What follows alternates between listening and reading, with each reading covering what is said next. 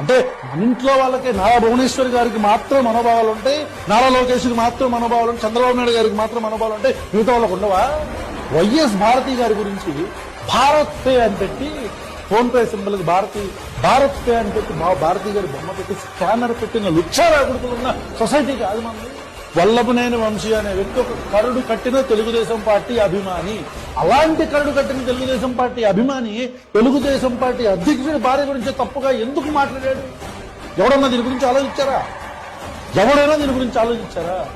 నేను చెప్తా, మీకు మర్చిపోయారేమో. శుద్ధపోస మాటలు మాట్లాడుతున్న వాళ్ళు వల్లభనేని వంశీకి సంబంధించిన ఫోటో, ఒక పర్సనల్ ఫోటోని, ఆయన ఎవరితోనో ఉన్న ఫోటోని తీసుకొని ఏ పార్టీకి అయితే ఆయన ఊడిగం చేస్తున్నాడో అదే పార్టీకి సంబంధించిన ఫేస్బుక్ పేజెస్ లో ఆ ఫోటోలు పెడతాం అనేది, ఆ పేజెస్ అన్ని లోకేష్ కనుసన్నల్లో ఉన్నాయి అనేది నిజం కాదా? డైరెక్ట్ గా వల్లభనేని వంశీ నారా లోకేష్ ని కాల్ చేసి ఇదిగోండి ఇలా జరుగుతుందని చెప్పని డైరెక్ట్ గా వెళ్లి మీట ఇదిగోండి ఇలా జరుగుతుందని చెప్పి మన పేజెస్ లోనే నా గురించి ఇట్లా బ్యాడ్ చేస్తున్నారు, క్యారెక్టర్ అసాసినేట్ చేస్తున్నారు, ఆవిడెవరో అమ్మాయి, ఆ అమ్మాయిని ఎందుకు తప్పు చేస్తున్నారని అంటే అధినాయకత్వం కూడా మాట్లాడకుండా ఉన్న విషయం కరెక్ట్ కాదా?